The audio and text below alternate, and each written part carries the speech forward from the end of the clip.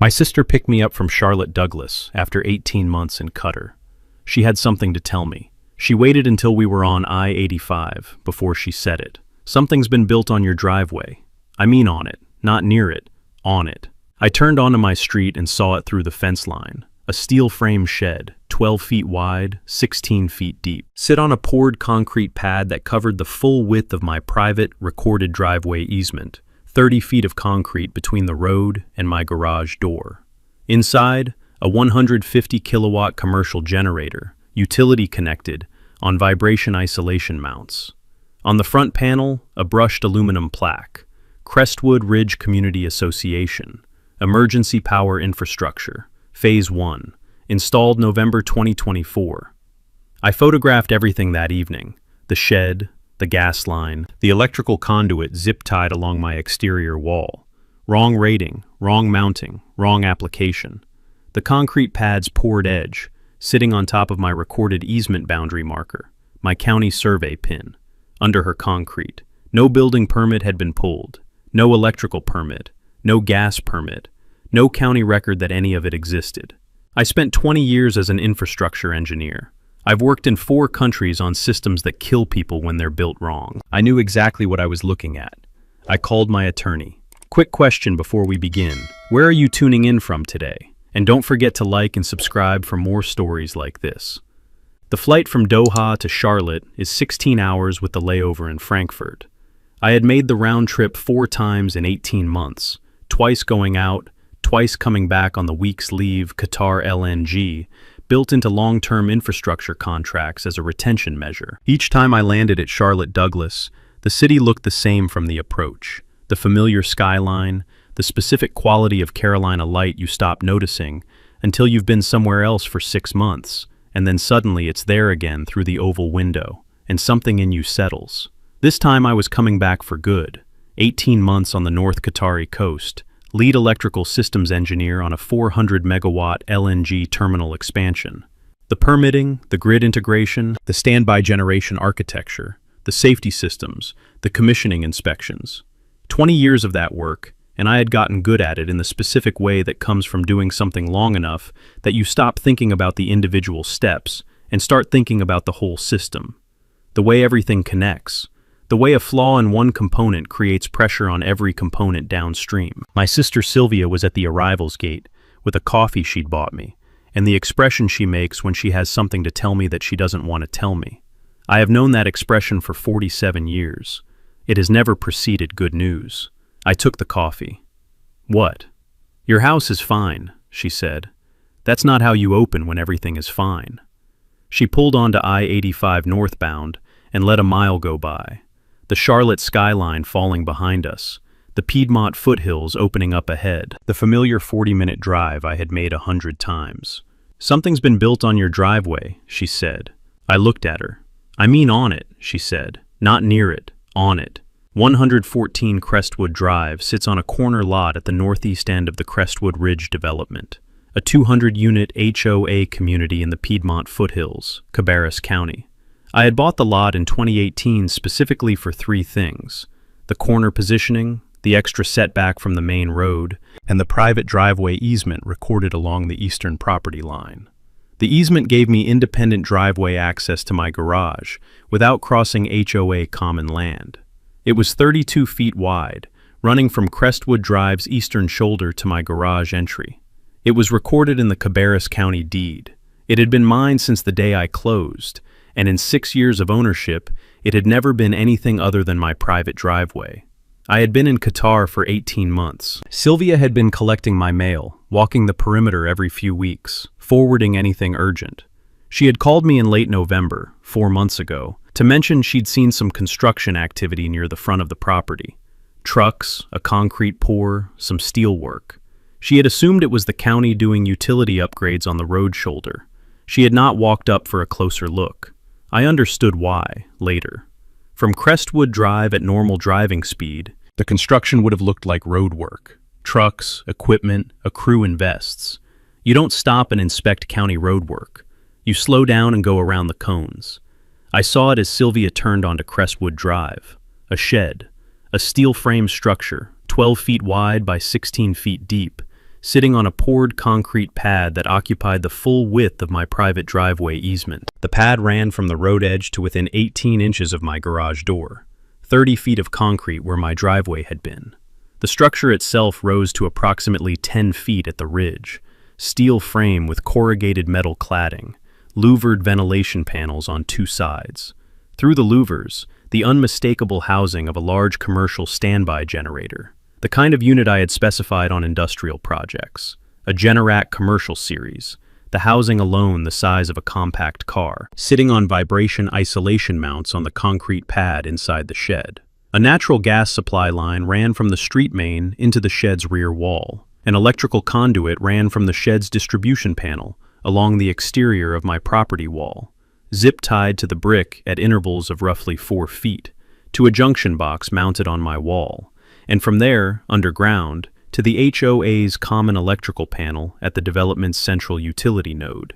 On the shed's front panel, at eye level, a brushed aluminum plaque, Crestwood Ridge Community Association Emergency Power Infrastructure, Phase 1, installed November 2024.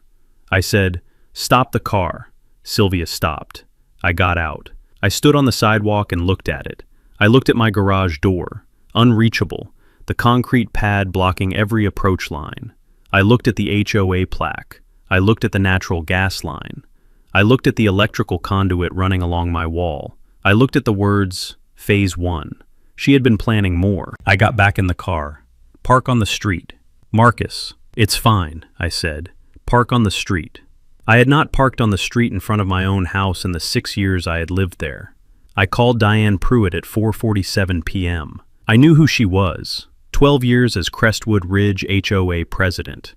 The kind of tenure that happens when a community is comfortable and no one wants the job badly enough to challenge the incumbent. In 6 years of ownership, I had interacted with the HOA 3 times.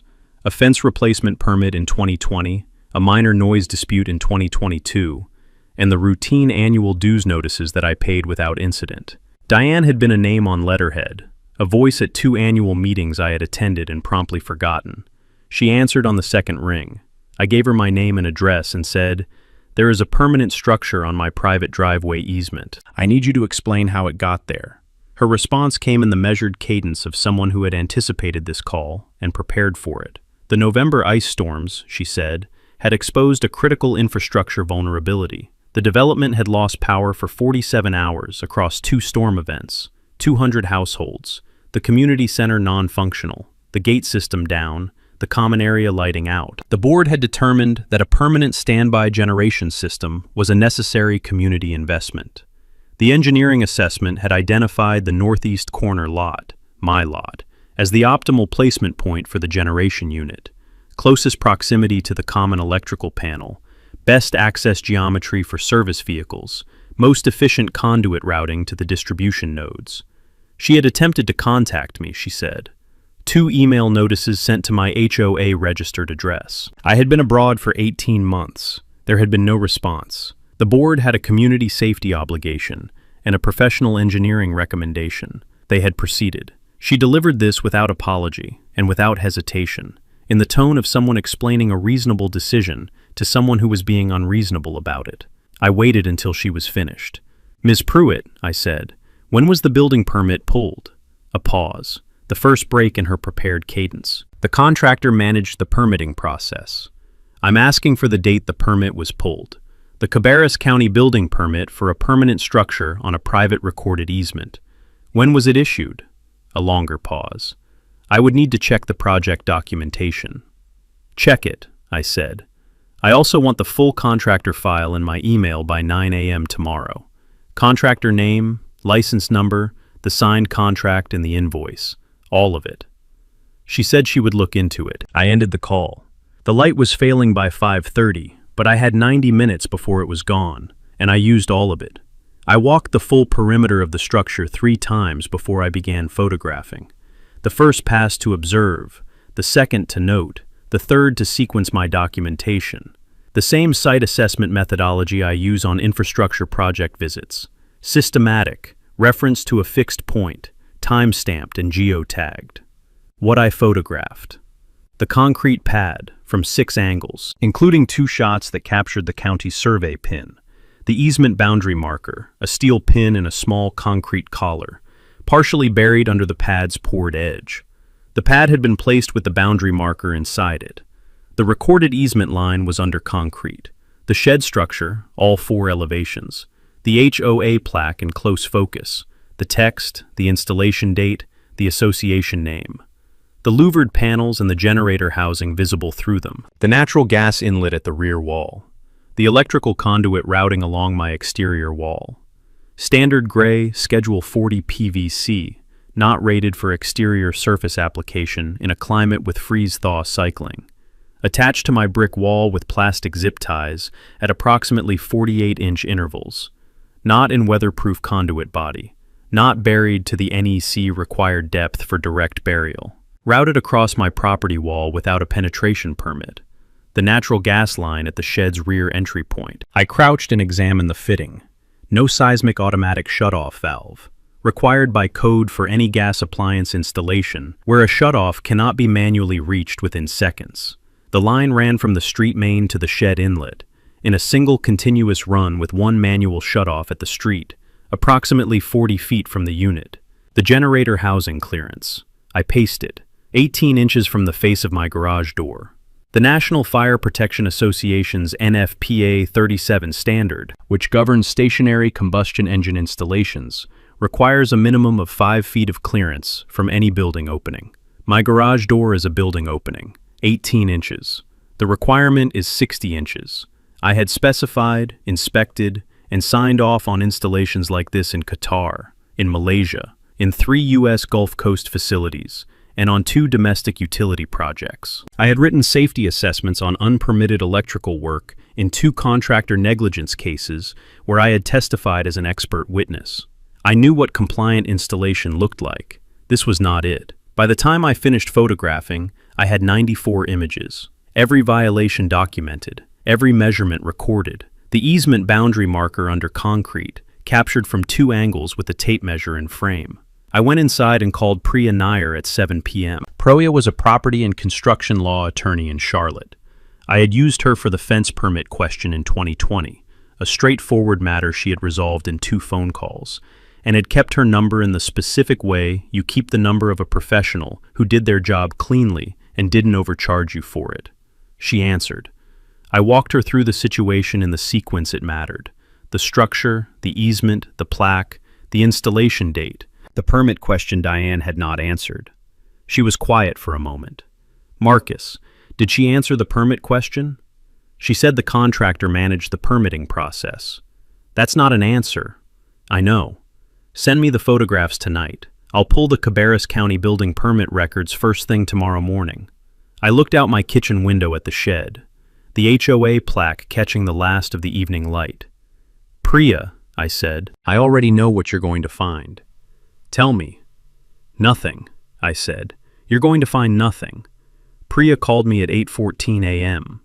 I was on my second coffee, sitting at the kitchen table with my laptop open to the Cabarrus County online permit portal, the public-facing search interface that lets any citizen look up permit records by address. I had already run the search twice. I had already seen what the search returned. Nothing. Marcus. Her voice had the specific flatness of an attorney who has found exactly what she expected to find, and is not surprised, but is still, on some level, struck by it. I've pulled the full permit record for 114 Crestwood Drive. Building permits, electrical permits, mechanical permits, gas line permits, utility connection permits, every category the county tracks. And? Nothing. Not a single filing. Not a preliminary application. Not a permit in progress. Not a closed permit from a prior owner. Nothing related to this structure at any stage of the permitting process. I set down my coffee. The gas line connection, the electrical panel integration, both unpermitted, a 150 kilowatt commercial generator on a natural gas supply line with no permit, no inspection, no county record that it exists, connected to your neighborhood's common electrical panel with no electrical permit and no utility integration filing. She paused. Marcus, I've been doing property and construction law for 19 years. I have seen unpermitted decks, unpermitted additions, unpermitted pools. I have not seen an unpermitted commercial generator installation on a recorded private easement with an HOA plaque on the front. The plaque is what gets me, I said. She put her name on it. She put the association's name on it, in brushed aluminum, mounted with 4 screws. A brief silence. I'm filing the legal notice today, Priya said. Formal demand for easement vacation, documentation of the encroachment, and notice of intent to pursue civil remedies. Before I file, do you want to give her one opportunity to respond? I thought about the call the previous evening, the prepared cadence, the absence of apology. The phrase, "the board had a community safety obligation," delivered in the tone of someone explaining a reasonable decision to an unreasonable person. File it, I said. I'll handle the technical side. I spent 2 days writing the engineering assessment, 4 pages, single-spaced, in the format I use for infrastructure project compliance reports, the format I had used for 20 years on installations in Qatar, Malaysia, and the U.S. Gulf Coast. Section headers, numbered findings, code citations, dimensional references, and a conclusion paragraph that stated the overall compliance status of the installation in plain language. I did not write it to be persuasive. I wrote it to be accurate. In my experience, accuracy is more persuasive than persuasion. Finding 1. Generator housing clearance. Non-compliant NFPA 37. Standard for the installation and use of stationary combustion engines and gas turbines. Section 4.1.3. Stationary generator installations require a minimum clearance of 5 feet from any building opening, including doors, windows, and ventilation openings. The installed generator housing is positioned at a measured distance of 18 inches from the face of the garage door at 114 Crestwood Drive. The garage door is a building opening under NFPA 37. The installation fails the minimum clearance requirement by 54 inches, 90% below the required standard. The practical consequence? In the event of a fuel leak or generator compartment fire, the 18-inch gap between the housing and the garage door provides insufficient clearance to prevent fire propagation into the attached residential structure. The clearance requirement exists because this failure mode has killed people. Finding 2. Natural gas supply line, seismic shutoff. Absent NFPA 54, National Fuel Gas Code, Section 7.13, gas supply lines serving appliances in excess of 12,000 BTU per hour input must include an automatic seismic shutoff valve where the installation is within a seismic design category C or higher zone.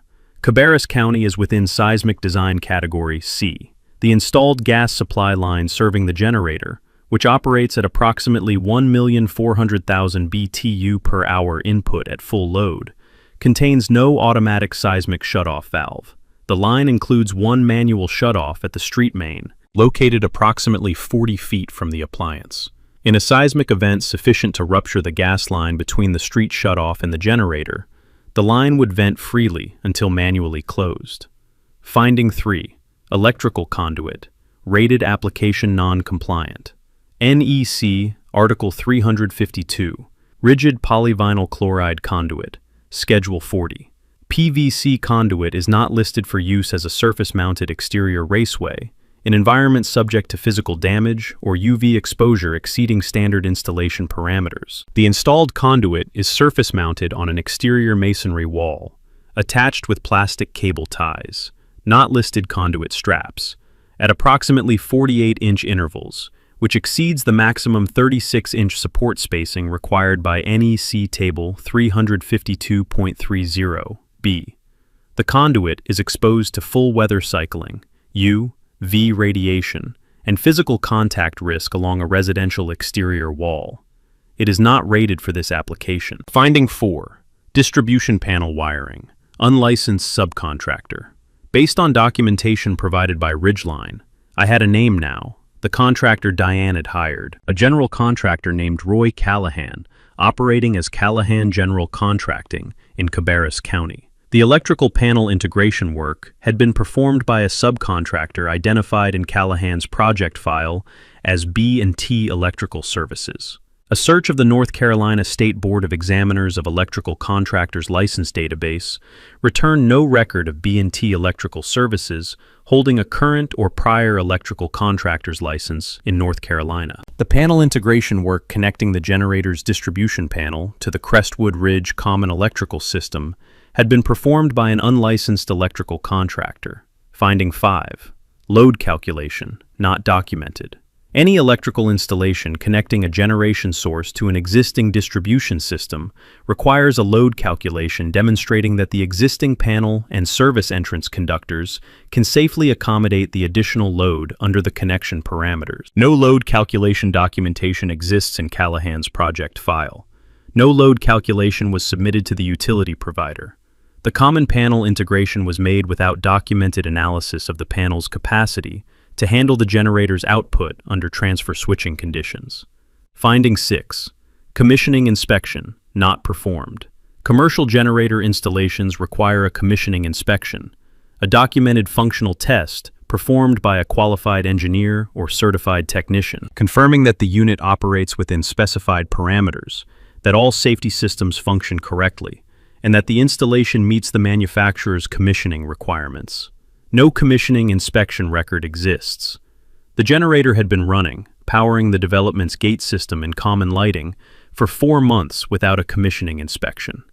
Conclusion: the installation at 114 Crestwood Drive fails to meet minimum code requirements under NFPA 37, NFPA 54, and the National Electrical Code across 6 documented dimensions. The installation was performed without any county building, electrical, or mechanical permit. It was performed in part by an unlicensed electrical subcontractor. It has been operating for 4 months without a commissioning inspection. The installation presents active safety risks, specifically fire propagation risk from the clearance violation and uncontrolled gas release risk from the absent seismic shutoff, that are not theoretical. They are the documented failure modes that the cited code requirements were written to prevent. I signed the assessment with my professional credentials. Marcus Hale, P.E., Electrical Engineering, NC license number 042187. 20 years of infrastructure work behind the signature. Every word in the document defensible in a courtroom. Priya filed it with the Cabarrus County Building Inspections Department on January 23rd. Attached to her legal notice of easement encroachment and demand for remediation. The county's response came in 48 hours. A building inspector named Gerald Tatum drove out to Crestwood Drive on January 25th. He spent 35 minutes at the shed. He had Marcus's assessment with him. Priya had confirmed it was in the file when the inspection was scheduled. The stop work order was posted on the shed's front panel at 2:17 p.m., directly below the HOA plaque. The notice of violation was issued simultaneously. A formal county document citing each of the 6 findings from Marcus's assessment by section reference, with a compliance deadline of 30 days for remediation or removal. Diane Pruitt called Gerald Tatum's supervisor that afternoon. She called the county commissioner she had known for 11 years the following morning, a man named Robert Hicks, who had attended 2 Crestwood Ridge community events, and who Diane had cited in board meeting minutes as a community supporter on 3 separate occasions. Commissioner Hicks called the Building Inspections Department. Gerald Tatum's supervisor called Priya to inform her of the contact. Then the supervisor reviewed Marcus's engineering assessment personally. Then he called Commissioner Hicks back. The stop work order was not lifted. The notice of violation stood. Commissioner Hicks did not call Diane back that day. The HOA's insurance carrier received Priya's notification letter on January 27th. The letter described the situation with the precision Priya applies to everything: the unpermitted structure, the private recorded easement, the 6 code violations in the engineering assessment, the stop work order, the notice of violation, and the pending civil action. The carrier's response arrived 5 business days later, a coverage reservation letter, 3 pages, from their legal department in Raleigh. A coverage reservation letter is not a denial. It is an insurance carrier's formal declaration that they are reviewing whether coverage applies and are reserving their right to deny it. In practice, it means the carrier has read the file and has seen enough to be concerned. The letter identified 3 coverage questions the carrier intended to investigate: whether Diane's actions fell within the scope of her authorized board authority, whether the unpermitted construction constituted a known code violation that voided coverage under the policy's compliance exclusion, and whether the easement encroachment, a trespass on private recorded property, triggered the policy's intentional act exclusion. The intentional act exclusion was the one that mattered. Insurance policies do not cover intentional trespasses. Building a permanent structure on someone else's recorded easement, after 2 board members had objected and cited the easement by name, and after a third had resigned in writing over the decision, is difficult to characterize as anything other than intentional. The 3 remaining board members, Gary Fenn, Patricia Sulo, and a first-year member named Derek Cho, who had joined the board 8 months earlier to help with the community newsletter and had not anticipated any of this, called an emergency session on February 1st. Diane attended. She told them the stop work order would be resolved. The insurance letter was routine, and the situation was manageable. She had spoken with Roy Callahan. He was prepared to pull the permits retroactively and bring the installation into compliance. Patricia Solo, who had 20 years of residential real estate experience before her retirement, looked at Diane across the board table. Can you pull a permit retroactively for a structure built on a private easement without owner consent? Diane said she believed the permitting process could be completed. Patricia said, "That's not what I asked." The meeting ended without resolution. Gary Fenn called Priya's office the following morning. He did not identify himself as calling on behalf of the board. He called as a Crestwood Ridge homeowner who wanted to understand, privately, what the association's actual exposure looked like. Priya told him. He was quiet for a long moment. "She told us it was handled," he said. "Mr. Fenn," Priya said, "a 150 kilowatt commercial generator was built without permits on a private recorded easement by an unlicensed electrical subcontractor. A professional engineer has documented 6 active code violations. The county has issued a stop work order and a notice of violation. The insurance carrier has sent a coverage reservation letter." She paused. "It is not handled." Priya filed the subpoena for the HOA's internal records on February 3rd. The subpoena covered 12 months of board meeting minutes, all board communications related to the generator project, all contractor correspondence, and all financial records related to the $38,400 expenditure. The Crestwood Ridge Community Association's bylaws required the board to maintain minutes and financial records, and to make them available upon legal demand. The records existed. They were organized. Diane ran a tight administrative operation. Whatever else could be said about her. And they arrived in Priya's office in a banker's box on February 11th. Priya called me that afternoon. "Marcus, I have the board minutes." "What do they say?" "They say she knew exactly what she was doing." The generator project appeared for the first time in the August 12, 2024 board meeting minutes. Agenda Item 4, Community Infrastructure, Emergency Power Proposal. Diane had presented the project in full. The engineering assessment she had commissioned from a Cabarrus County contractor. The proposed placement at 114 Crestwood Drive, the budget estimate, the timeline. She had framed it as a response to the November 2023 ice storm outages, a legitimate community vulnerability she had identified and was proposing to address through a capital infrastructure investment. The minutes recorded 2 responses. Carol Eames. The proposed location is on the recorded private driveway easement for 114 Crestwood Drive. That easement belongs to the homeowner, not the association. We cannot place a permanent structure on private recorded property without the owner's written consent. Tom Braddock. I agree with Carol. The easement at 114 is in the county deed. I looked it up this morning. We have no authority over that land. The placement needs to move to common area. Diane's response, as recorded in the minutes. I've reviewed the governing documents. Article 7, Section 2 of our bylaws grants the board authority to place community infrastructure in locations determined by the board to serve the community's interest. The engineering assessment identifies the 114 location as the optimal placement. I'm satisfied we have the authority to proceed. Carol Eames. Article 7, Section 2 says, within common areas and association-maintained properties, the driveway easement at 114 is neither. The minutes recorded no response from Diane to Carol's clarification. The item had been tabled for the following month. The September 9th board meeting minutes. Agenda Item 3, Community Infrastructure, Emergency Power Proposal, continued. Diane had returned with the same proposal, the same placement, and an updated contractor quote.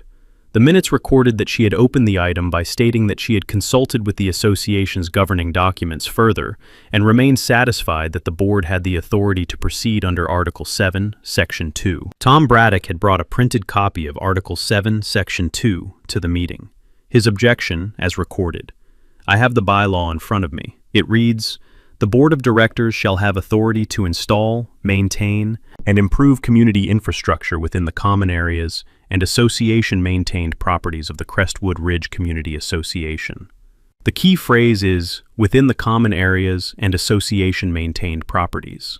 The driveway easement at 114 Crestwood Drive is not a common area. It is not an association-maintained property. It is private land recorded in the county deed to the individual homeowner. This bylaw does not authorize what you are proposing. Diane's response. The board has broad authority to act in the community's interest. I'm satisfied the placement is appropriate. Carol Eames. Diane, you are proposing to build a private structure on a private citizen's property without their knowledge or consent, citing a bylaw that explicitly says we have authority over common areas. That is not a broad interpretation. That is a misreading. Diane, I've reviewed this with the project engineer. We're moving forward. The item had not been tabled this time. It had been called to a vote. Diane, yes. Tom Braddock, no. Carol Eames, no. Gary Fenn, yes. Patricia Sulo, abstain. 3 members present, 2 yes votes, 2 no votes, 1 abstention. Diane had recorded the vote as a majority approval and noted the item as passed. Priya looked up from the minutes when she read me this section. A 2-to-2 split with 1 abstention, she said. She recorded it as a majority approval because she counted the abstention as a non-vote, counted herself, and declared a majority of votes cast, which is not how Robert's Rules works and not how the association's voting procedures work. Their bylaws require a majority of board members present, not a majority of votes cast. 5 members present, majority required, 3. She had 2. She failed the vote, I said. She failed the vote and recorded it as a pass. Priya paused. And then she scheduled the contractor. Carol Eames's resignation letter was in the file, dated September 16, 2024, 1 week after the board meeting where the failed vote had been recorded as an approval. It was 2 paragraphs. Carol was not a person who used more words than necessary. Dear board members and association membership, I am resigning from the Crestwood Ridge Community Association Board of Directors, effective immediately. The board, under President Pruitt's direction, is proceeding with the construction of a permanent structure on the private recorded driveway easement of 114 Crestwood Drive, without the property owner's knowledge or consent, without legal authority under any provision of the association's governing documents, and without building permits. I raised these objections at 2 consecutive board meetings. They were not addressed. The vote authorizing the project did not achieve the required majority under the association's bylaws and was incorrectly recorded as approved. I will not be part of this decision. Carol Eames. Diane had received the letter, noted the resignation in the minutes as Carol Eames has stepped down from the board effective September 16th, and had contacted Roy Callahan at Callahan General Contracting the following week to confirm the construction timeline. The concrete was poured on October 28th, 6 weeks after Carol's resignation letter, 5 weeks after the failed board vote that Diane had recorded as an approval, 4 weeks before I landed at Charlotte Douglas. The financial records were, in some ways, the most deliberate thing in the box. The Crestwood Ridge Community Association bylaws, Article 11, Section 3, required a full membership vote for any capital expenditure exceeding $25,000. The requirement existed specifically to prevent the board from making large, unilateral financial decisions without homeowner awareness. 200 households paying HOA dues had a right to know when $25,000 or more of their reserves was being committed to a capital project. The Callahan General Contracting invoice totaled $38,400. It should have triggered a membership vote, notices to all 200 homeowners, a meeting, a presentation, an opportunity for the community to weigh in on a $38,400 commitment of their shared reserves. None of that happened.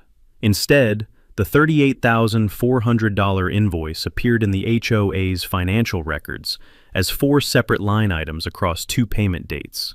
October 15th, site preparation and foundation work, $9,800. October 15th, structural materials and installation, $9,750. November 8th, electrical integration services, $9,600. November 8th, equipment commissioning and finalization, $9,250. 4 line items, each one below $10,000. Each one within Diane's unilateral presidential spending authority, which the bylaws capped at $10,000 per approved line item for routine maintenance and operational expenses. The total, $38,400. Split into 4 pieces that each cleared the authorization threshold by a margin narrow enough to be intentional. Priya had a construction finance attorney review the invoice structure. His assessment: the line items as described do not reflect how construction projects are invoiced. Foundation work and structural installation are not separated from equipment commissioning and standard contractor billing. They are phases of a single project, invoiced as such. The 4-item split had no basis in Callahan's actual project cost structure. It was an administrative division of a single invoice into 4 pieces sized to avoid the membership vote requirement. Diane had not stumbled into a financial irregularity. She had engineered one. What Diane told the remaining board in the February 1st emergency session, the account she gave Gary Fenn, Patricia Solo, and Derek Cho when they sat across from her and asked how it had come to this, was built around one central argument. Marcus Hale had not responded. She had sent 2 email notices to his HOA registered email address, one in September, one in October, informing him of the proposed generator project and requesting his response regarding the easement placement. He had not replied to either. She had interpreted that silence as constructive abandonment of his HOA participation rights. An owner who cannot be reached, who has been abroad for 18 months without maintaining contact with his association, had forfeited his standing to object to a community infrastructure decision made in his absence. Patricia Sulo: did you check the county deed to confirm his ownership status? Diane: his contact information was on file. Did you check the deed? Diane did not answer. Did you check the county tax records? Silence. Marcus Hale had paid his Cabarrus County property taxes on October 11th, 2024, 17 days before the concrete was poured on his driveway. The payment had been made online from his Qatar LNG contract accommodation on a Friday afternoon between a site inspection and a project review meeting. He had logged into the county tax portal, confirmed the assessed value, and paid the annual bill the way he paid it every year, without ceremony, without incident, as the routine maintenance of ownership. His name was on the deed. His payment was in the county tax record. His mailing address, his Charlotte address, held by his sister Sylvia, was on file with the county assessor's office. The only record Diane had checked was his HOA email inbox. She had sent 2 emails to an address he wasn't monitoring during an overseas work contract. He hadn't replied. She had decided, on the basis of 2 unanswered emails, that she had permission to build a permanent structure on his recorded private property.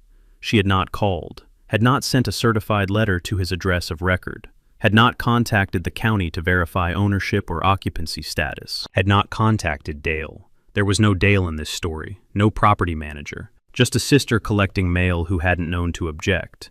She had used silence as permission, and she had used it to build something she had been told twice, by 2 board members, in 2 recorded meetings, that she had no legal authority to build. Gary Fenn looked at the board table for a long moment after Patricia finished questioning Diane. Then he looked at Diane. Carol told you in writing that this was wrong, he said. Tom told you in 2 meetings. You failed the vote and recorded it as a pass. You split a $38,000 invoice to avoid a membership vote, and you built it anyway. Diane said, I was acting in the community's interest. Gary said nothing. He called Priya's office the next morning. The county's formal enforcement order arrived on February 19th. It was a 4-page document from the Cabarrus County Building Inspections Department, signed by the department director, and copied to the Crestwood Ridge Community Association, the property owner of record at 114 Crestwood Drive, and the Cabarrus County Attorney's Office. The order cited each of the 6 violations from Marcus's engineering assessment by code reference, noted the stop work order, posted January 25th, and stated the county's determination. The structure at 114 Crestwood Drive could not be brought into compliance through retroactive permitting. The easement violation, a permanent structure on a private recorded easement without owner consent, was not a permitting deficiency that could be remediated by filing paperwork. It was a legal encroachment on private property that required physical removal regardless of what permits might subsequently be obtained. The county's position: the structure had to come down, the generator had to come out, the concrete pad had to be broken up and removed. The easement had to be restored to its recorded condition. Deadline for voluntary compliance: 30 days. After 30 days, the county would arrange removal at the association's expense and bill accordingly. Roy Callahan, when reached by the county inspector's office, confirmed that he would not be returning to perform the removal work. His lawyer had advised him, given the pending licensing board action, to have no further involvement with the project. The HOA's new emergency contractor, a demolition and equipment removal company out of Concord that Patricia Sulo had sourced through a contact in her real estate network, scheduled the removal for February 26th. The removal required a crane truck. A 150-kilowatt commercial generator weighs approximately 4,800 pounds without the base frame, closer to 6,200 pounds with the steel skid mount it was bolted to inside the shed. You do not remove a 6,200-pound piece of equipment with a pickup and a hand truck. You remove it with a crane-equipped flatbed, a 40-foot heavy equipment transport with a hydraulic knuckle boom crane rated for the lift, a certified rigger, and a clear access path wide enough and geometrically simple enough for a vehicle of that size to navigate. The demolition contractor's project manager, a man named Steve Garrett, who had been doing equipment removal and demolition work in Cabarrus and Rowan counties for 16 years, drove the route on February 24th, 2 days before the scheduled removal. He turned onto Crestwood Drive from the main road and immediately saw the problem. The Crestwood Ridge development entrance had been redesigned 2 years earlier as part of a landscaping enhancement project Diane had approved and championed. New monument signage, upgraded plantings, repaved entry apron, and as part of the sightline improvement for the new monument sign, a stone-faced structure bearing the Crestwood Ridge name in raised bronze letters, a Duke Energy utility pole that had stood at the entrance's eastern edge since the development was built, had been relocated 6 feet closer to the road. The pole relocation had improved the monument sign's visibility from the main road. It had also reduced the effective entry clearance at the Crestwood Drive entrance curve. The combination of the pole's new position, the curve geometry, and the monument sign's stone base on the opposite side, to 11 feet and 4 inches at the tightest point of the turn. Steve Garrett's crane truck required 13 feet 2 inches of clearance to make the turn. He sat in his truck at the entrance for a few minutes, measuring with a laser distance tool, running the geometry. Then he called the HOA's contact number, Patricia Sulo, who had taken over as the board's primary operational contact after Gary Fenn had made clear he was not going to be the person dealing with contractors on this project. Ms. Sulo, the crane truck can't make the entrance turn. I need 11 feet 4. I need 13.2. That's not a close miss. That's a hard stop. I cannot get the truck into the development from the front. Patricia, is there another way in? Steve drove the development perimeter. On the eastern boundary of Crestwood Ridge, behind the last row of homes on the development's far side, there was a rear service path, a gravel track 12 feet wide, that had been established during the development's original construction for utility access and had remained on the survey as an informal service corridor. It ran along the development's eastern boundary fence for approximately 800 feet before it dead-ended. It dead-ended because the land it dead-ended at was not HOA common land. It was Marcus Hale's property. The rear service path, to connect with the shed's location at the front of the development, had to cross the rear section of 114 Crestwood Drive, a strip of land along the property's back boundary that Marcus owned in fee simple, clear title, no easement, no shared use, his land. The survey was unambiguous. The crane truck could reach the generator shed from the rear of the development, but only if it crossed Marcus Hale's property to do so. Steve called Patricia back. There's a rear path on the eastern boundary. It gets me close, but it dead ends at private property, the same homeowner whose easement the shed is on. I need his permission to cross. Patricia was quiet for a moment. I'll call the board, she said. The board called Diane. This was not a call any of the 3 remaining members wanted to make. Gary Fenn, Patricia Sulo, and Derek Cho had spent the 3 weeks since the emergency session navigating the gap between their legal obligation to manage the association's affairs and their personal desire to have no further involvement with the situation Diane had created and they had inherited. But the removal was in 4 days. The crane truck couldn't get in from the front, and the only path to completing the court-ordered removal ran through Marcus Hale's back property. Someone had to ask him. Diane said she would go. There was a brief, wordless exchange among the 3 board members on the call, the kind of communication that happens between people who have been through enough together to say things without saying them. Gary: Diane, you understand what you're asking him. Diane: I'll handle it. She came to my door on the afternoon of February 24th. I heard the car in my driveway, the restored front section I was using while the easement remained occupied, at 2:43 p.m. I was at the kitchen table reviewing the civil suit filings Priya had sent over. I had been expecting this contact in some form since Steve Garrett had called Priya that morning to explain the access problem. Priya had called me immediately after. She's going to need to ask you, Priya had said. I know. Marcus, you don't have to grant it. The county can pursue the removal through a separate enforcement process. It will take longer, and the HOA will bear additional costs, but you are under no legal obligation to provide access. I know that too, I said. I went to the door when she knocked. Diane Pruitt on my front porch, composed, as she always was. The composure that had been her register in every interaction, the bearing of someone who had run a 200-unit community for 12 years and had learned to present certainty as her default state. She looked at me. I waited. She explained the situation, the crane truck clearance, the utility pole she had relocated, the rear service path, the need to cross the back of my property to complete the removal. She presented it cleanly and without embellishment, which I noted. She was not, in this moment, pretending the situation was other than what it was. When she finished, I said one thing. Did you ask my permission before you poured the concrete? She held my gaze. She did not answer. I said, I'll grant access, my terms. Priya will have the document ready in 2 hours. You sign it before the truck crosses my property line. Priya had the temporary access and liability agreement drafted by 5 p.m., 2 pages. The language was precise because it needed to be. This was not a courtesy document but a legal instrument, and every clause existed for a specific reason. Section 1. Access Authorization.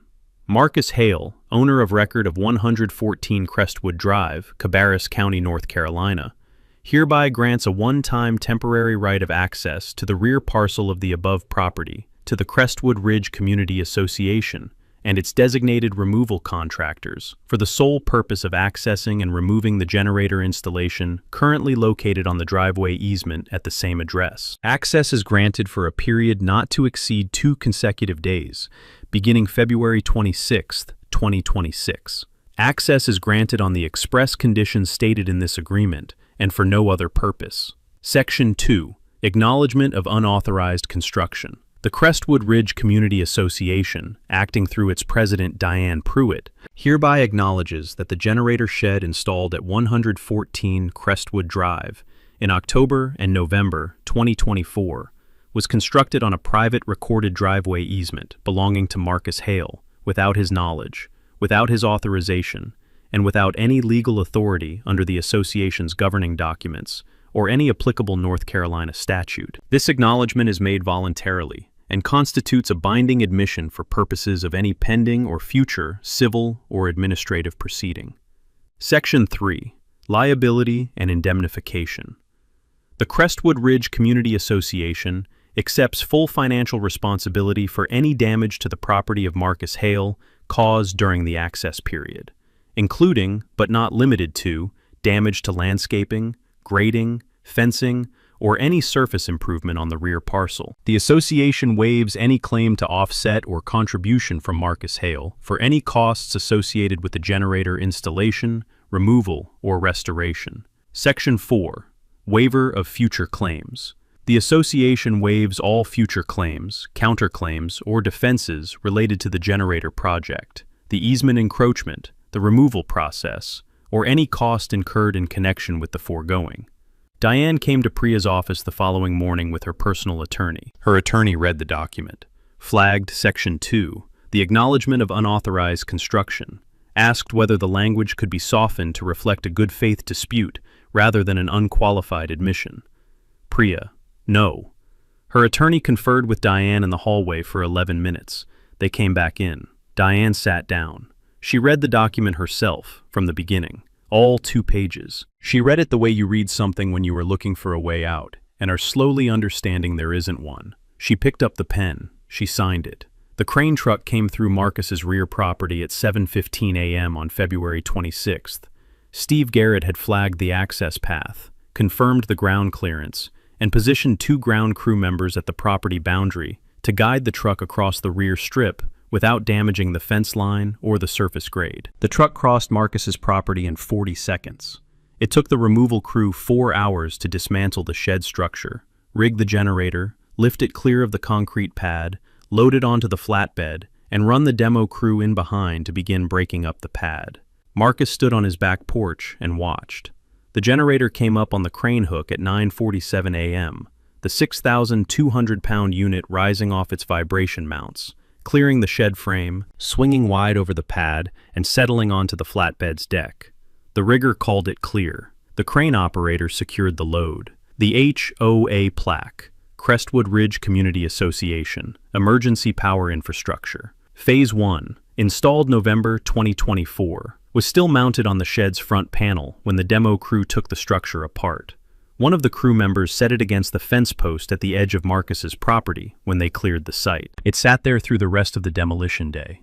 Marcus looked at it once from the porch. Then he went inside. The generator came out the way it went in, on someone else's terms. Priya filed the criminal referral with the Cabarrus County District Attorney's Office on March 3rd. It was 38 pages. The board meeting minutes, the failed vote recorded as an approval, Carol Eames's resignation letter, the financial records showing the invoice split, the permit records showing nothing, Marcus's engineering assessment, the county stop work order and notice of violation, the signed temporary access agreement with its acknowledgement of unauthorized construction. Every document in sequence, every fact sourced, the narrative assembled the way you assemble it when you want it to hold up under the hardest scrutiny a DA's office will apply. 3 charges sought.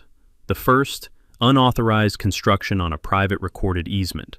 Willful trespass by permanent encroachment. North Carolina General Statute 14-134 covers willful trespass on the lands of another. The installation of a permanent structure, a poured concrete pad, a steel frame shed, a 150-kilowatt generator on a utility-connected foundation, on a private recorded easement without the owner's knowledge or consent, is not a technical trespass. It is a willful one. The board minutes established that Diane had been told, by 2 members in 2 recorded meetings, that the easement was private property and the HOA had no authority over it. She had proceeded anyway. The willfulness was documented in her own records. The second, misrepresentation of HOA authority to obtain contractor services, obtaining property by false pretense under North Carolina General Statute 14-100. Diane had presented Roy Callahan with a project authorization, representing that the board had approved the construction under Article 7, Section 2 of the HOA bylaws. The board had not approved it. The vote had failed to reach the required majority. Article 7, Section 2 did not cover the location. The authorization Diane had presented to Callahan was a false representation of legal authority, used to obtain $38,400 in construction services. The third, misappropriation of HOA funds. The $38,400 capital expenditure had required a full membership vote under Article 11, Section 3 of the association's bylaws. No membership vote had been held. The expenditure had been approved through a structured invoice split. 4 line items, each below the $10,000 presidential spending cap, totaling $38,400, designed to avoid the membership authorization threshold. The structuring was deliberate. The financial records showed it plainly. The DA's office assigned the referral to an investigator on March 7th. Priya filed a separate referral with the North Carolina Licensing Board for general contractors on March 3rd, the same day as the criminal referral, because the contractor's conduct was a separate matter requiring a separate process. Roy Callahan held a Cabarrus County General Contractor's License, number GC-04817, current and in good standing at the time he took Diane's project. He had been licensed since 2009 and had operated Callahan General Contracting without a formal disciplinary action in 15 years of practice. The referral cited 3 grounds: unpermitted construction of a permanent structure. A licensed general contractor in North Carolina is required by statute to ensure that all work performed under their license has the required permits before construction begins. Roy Callahan had begun and completed the construction of a permanent structure, foundation, framing, mechanical connections, without pulling a single permit. He had either not inquired about permits or had known they weren't pulled and built anyway. Neither is a defense.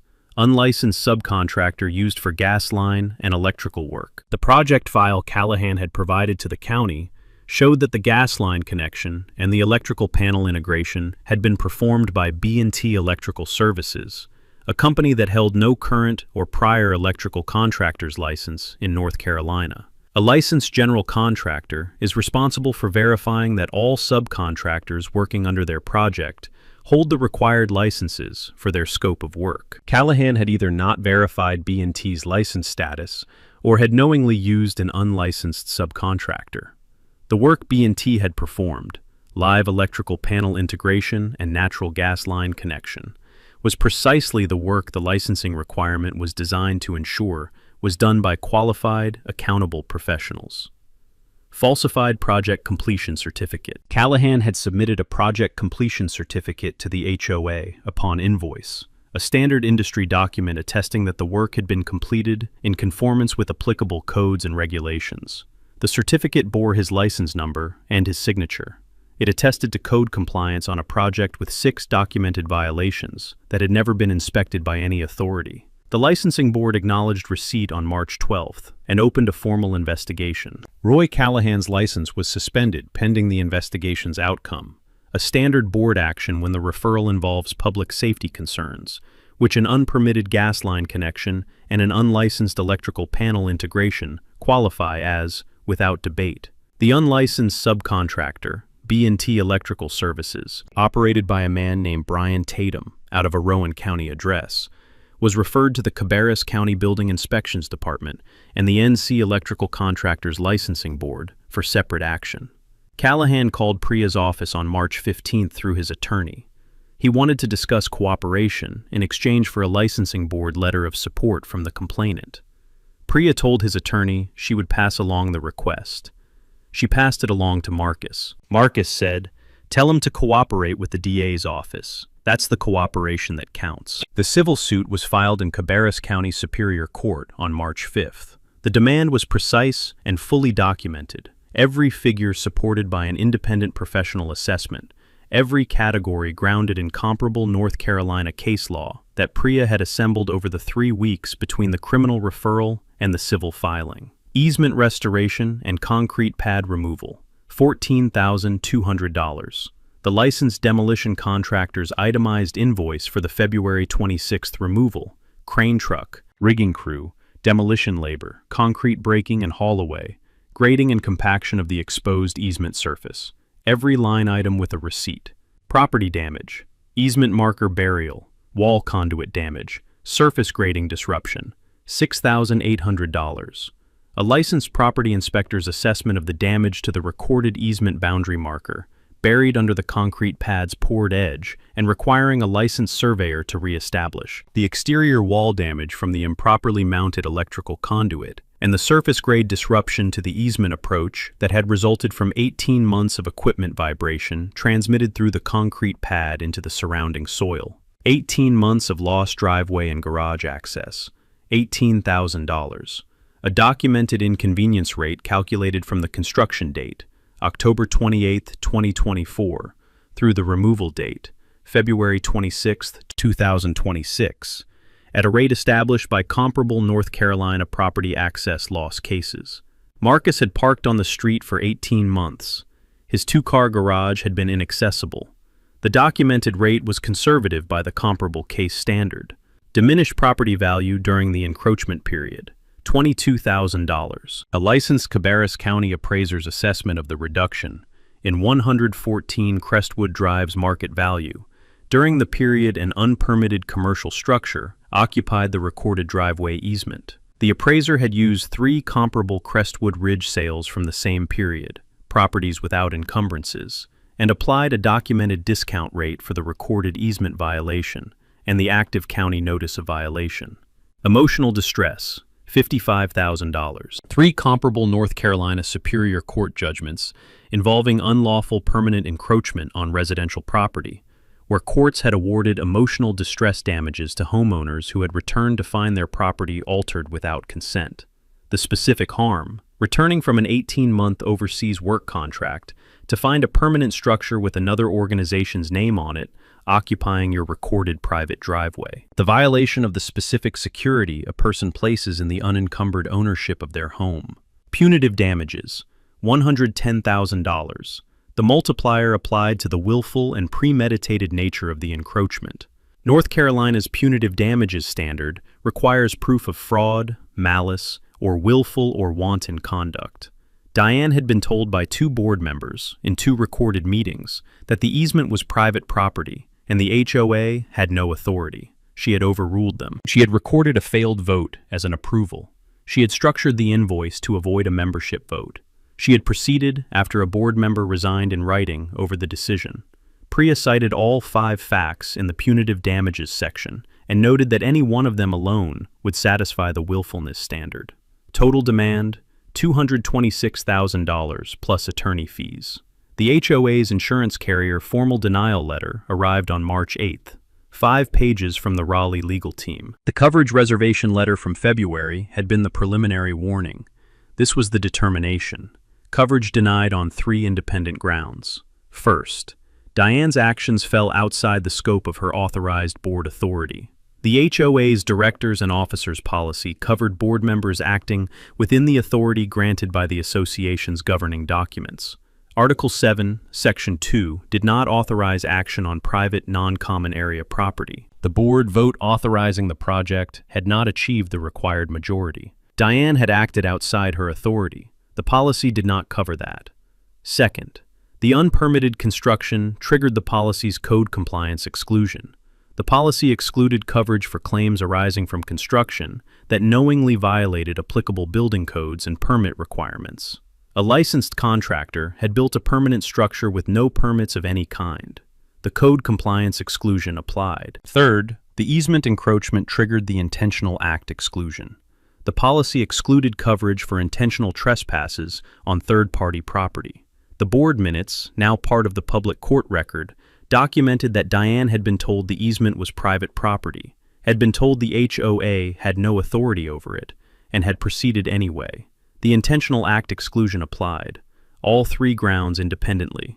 The carrier was denying coverage 3 times over. The $38,400 construction cost, uninsured HOA liability. The $11,200 removal cost, crane truck, demolition crew, concrete haul-away, site grading, uninsured HOA liability.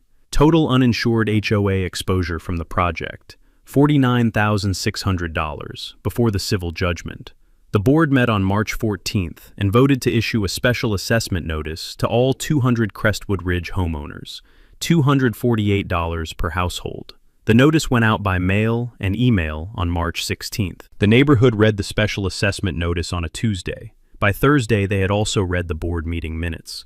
Priya's civil filing was a public court record. The board meeting minutes were attached as Exhibit C. Carol Eames's resignation letter was Exhibit D. The financial records showing the invoice split were Exhibit F. All of it public. All of it accessible to anyone with a Cabarrus County Court Records login. All of it being forwarded in a Crestwood Ridge community email thread that had started with someone asking what the $248 assessment was for and had evolved, over 48 hours, into something else entirely. 200 households had paid their HOA dues on time, every quarter. trusting that the reserves they contributed were being managed according to the rules they had all agreed to. They read Carol Eames's resignation letter, the 2 clean paragraphs, the specific naming of their neighbor's address, the statement that she would not be part of the decision, and understood that someone had tried to stop this and had been overruled. They read the board meeting minutes and saw Tom Braddock reading Article 7, Section 2, aloud at a board table, and being told by the president that her interpretation superseded the text. They read the invoice split, 4 line items, each below $10,000, totaling $38,400, and understood what it meant without needing Priya to explain it. Gary Fenn received 41 emails and 11 phone calls in the 3 days after the assessment notice went out. Patricia Sullo received 37. Derek Cho received 19 and sent Gary a text that said simply, "I joined the board to help with the newsletter." A petition for an emergency membership meeting was circulating by Friday. It reached the required 30% threshold, 60 homeowner signatures, by Sunday afternoon. Diane received a formal notice of the emergency membership meeting on Monday, March 23rd. She called Gary Fenn. He did not answer. The emergency membership meeting was held on April 1st. The Crestwood Ridge Community Center, the same building whose common electrical panel had been connected to Marcus's driveway for 4 months, seated 140. By 6:45 p.m., 15 minutes before the meeting was called to order, every seat was taken, and there were people standing along the back wall. Gary Fenn had estimated 90 attendees when he booked the room. He had estimated wrong. The petition had gathered 67 signatures. The room had 158 people in it. Diane was present. She sat in the front row to the left of the board table, the seat she had occupied at every community meeting for 12 years. With the composed bearing she had maintained through everything, the composure that had been her register from the first board meeting, where Carol Eames had told her the easement was private property, through the February morning she had stood on Marcus's porch and asked to cross his land, through the criminal referral and the civil filing and the insurance denial and the special assessment notice. It was, Marcus had come to understand, not a performance. It was structural, the deep composure of someone who had been right about enough things, for long enough, that they had lost the capacity to fully process being wrong. Gary Fenn called the meeting to order at 7:02 p.m. The agenda had one item. The removal vote under the Crestwood Ridge Community Association bylaws required a 2/3 majority of members present and voting. With 158 members in the room, a number that itself represented a remarkable community mobilization for a Tuesday evening HOA meeting, the threshold was 106 votes. Gary read the motion into the record, the removal of Diane Pruitt from the position of president of the Crestwood Ridge Community Association Board of Directors, effective immediately, pursuant to Article 6, Section 8 of the association's bylaws governing removal of officers for cause. He opened the floor for statements. 11 people spoke. Marcus was not one of them. He was not a person who speaks at community meetings when the relevant facts are already in the court record. He sat in the third row and listened. A woman named Renee Hollis, who had lived in Crestwood Ridge for 9 years and had served on the landscaping committee for 4 of them, said, "I trusted that when I paid my dues, they were being used for things the board was authorized to spend them on.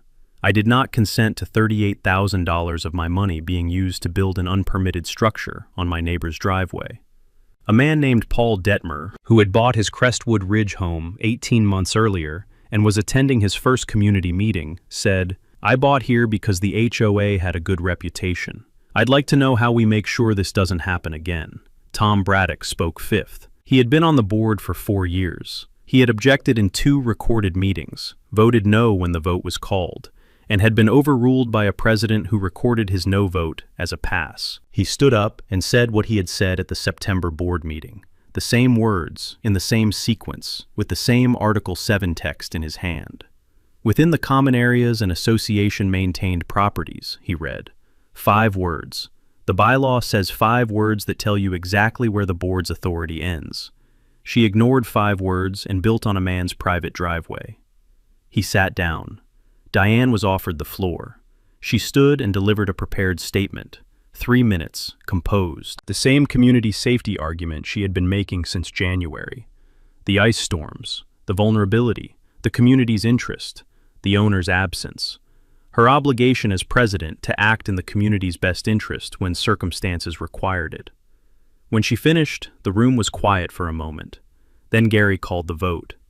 The ballots were paper, folded slips collected in a box that Derek Cho, performing his final act of board service, carried through the rows. The count took 11 minutes. Gary Fenn read the result into the microphone. 134-2. The room received it without drama, not a cheer, not a gasp. The specific quiet of a community that had already processed its anger over the preceding 2 weeks, and was now simply completing the formal act that the processing had made inevitable. Diane sat in the front row and received the number without visible response. 134-2, on a 2/3 threshold of 106. She had lost by 28 votes, more than she needed to. Tom Braddock nominated Carol Eames from the floor before Gary had finished closing the removal motion. Carol was in the room. She had come, Marcus noticed, not to the front but to the middle, 4 rows back, in the specific position of someone who had not assumed she would be needed at the front, but had wanted to be present for what happened. The nomination was seconded by 6 people simultaneously. Gary called the confirmation vote. It was by show of hands. Every hand in the room went up, except 2. Carol Eames walked to the front of the room, shook Gary Fenn's hand, and sat in the board president's chair for the first time. Her first act. She moved to adjourn the meeting and schedule a full governance review session for the following month, at which the board would present the membership with a proposed set of bylaw amendments, closing the authorization gaps Diane's tenure had exposed. The motion passed unanimously. The DA filed charges on April 14th. 2 counts: misrepresentation of HOA authority to obtain contractor services, and misappropriation of association funds through the structured invoice split. Diane's attorney negotiated through May. The criminal case against her was strong on the misappropriation count. The invoice structuring was documented in the HOA's own financial records. The bylaw requirement was unambiguous, and the structure of 4 sub-threshold payments, totaling $38,400, was difficult to characterize as anything other than deliberate. The misrepresentation charge, the false authority claim to Roy Callahan, was the one her attorney fought harder on. Callahan had cooperated with the DA's office in exchange for a licensing board recommendation, and his account of Diane's representations about board approval was detailed and consistent with the minutes. But the charge required proving that Diane had known the authorization was false when she presented it, and her attorney argued that her genuine belief in her own authority, however mistaken, undermined the knowledge element. The plea agreement was filed on May 28th. Diane pleaded guilty to a single misdemeanor count of misappropriation of association funds. Sentence: 12 months probation, an $8,000 fine payable to the county, and mandatory restitution to the Crestwood Ridge Community Association for the full $38,400 construction cost. Every dollar of the HOA funds spent on the project returned to the reserves from which it had been taken without authorization.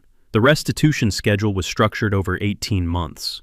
She would be paying for the generator shed that no longer existed until the following fall. The civil judgment was entered in Cabarrus County Superior Court on June 17th. Judge Patricia Holloway presided. The case had not gone to a full jury trial. Diane's personal attorney had attempted a settlement negotiation in late May, after the criminal plea, that had offered $140,000 in full resolution. Priya had rejected it and presented Marcus's position: the documented demand, fully supported, or the judgment. Judge Holloway had reviewed the complete record and entered summary judgment on the liability counts, with a damages hearing in June. The judgment: $226,000. Diane Pruitt personally liable for the punitive damages component, $110,000. The willfulness finding: 5 documented acts of proceeding against explicit objection, supported the punitive award without extended argument. Judge Holloway noted in her written order that the board meeting minutes presented one of the cleaner records of documented willful disregard for property rights she had reviewed in a civil property case. The Crestwood Ridge Community Association, liable for the remaining $116,000, the easement restoration costs, property damage, access loss damages, and diminished value assessment.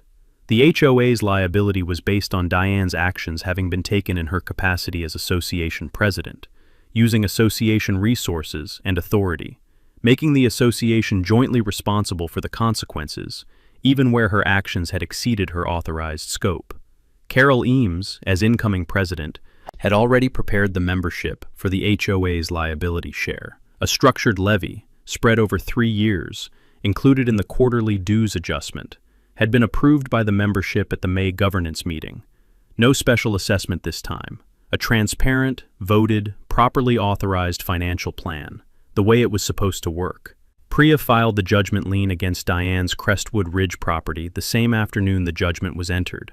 It followed the property. She would not sell, refinance, or transfer her home without satisfying $110,000 first. The easement restoration was completed on July 9th. Court-ordered, HOA-funded, performed by a licensed grading and paving contractor that Carol Eames had selected through a competitive bid process. The first competitive bid the HOA had used for a contractor engagement in 4 years. The concrete pad had already been broken up and hauled away in February. What remained was the subsurface, the compacted gravel base, the grade disruption from 18 months of generator vibration, the disturbed soil at the pad's edges where the pour had encroached on the surrounding surface. The contractor spent 2 days grading, compacting, and laying a proper asphalt base coat and surface layer across the full 32-foot easement width. The licensed surveyor came on July 10th. He re-established the easement boundary marker, a new steel survey pin in a clean concrete collar, driven to county specification at the recorded boundary point.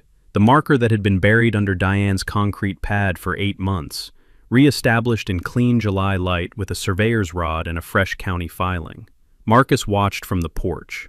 When the surveyor finished and packed his equipment, Marcus walked down the driveway, his driveway, the full length of it, from the garage to the road, for the first time since January of the previous year. He opened the garage. He pulled his car in. He sat in the garage for a moment with the engine off and the door open, looking at the back wall of the space he had not been able to reach for 18 months. Then he got out, walked back to the porch, and called Sylvia. She came over that evening.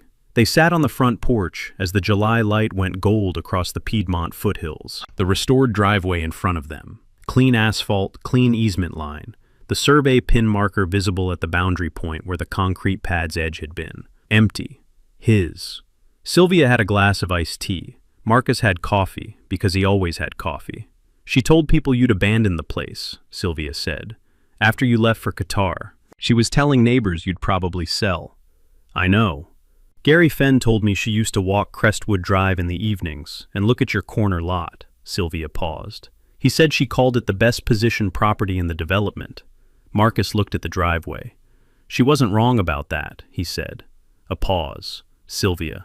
What made you so sure you'd win?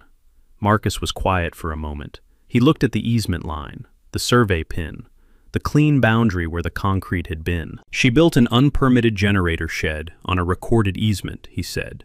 Didn't pull a single permit. Structured the invoices to hide it from her own membership. Built it after 2 board members told her in writing she had no authority. He paused. And then she needed my property to remove it. Sylvia waited. I've been doing this for 20 years, he said. Permitting, inspection, compliance, certification. I've worked in 4 countries on infrastructure that can kill people if it's built wrong. The permit isn't paperwork. The permit is the record that someone looked at the work and confirmed it was done right. He looked at the survey pin. She built without permits because she didn't want anyone looking at what she was building. That's always true. In 20 years, every unpermitted installation I've ever seen. The reason there's no permit is because the builder knew it wouldn't pass. A long pause. You always need the permits, he said, and you always need them to be yours. The light went down across the Piedmont. The Crestwood Ridge monument sign was visible at the end of the street. The stone face, the bronze letters, the landscaping that had framed the utility pole relocation that had made the entrance too narrow for the crane truck. The street that had, for one February morning, belonged to someone else's problem. Marcus finished his coffee. He went inside.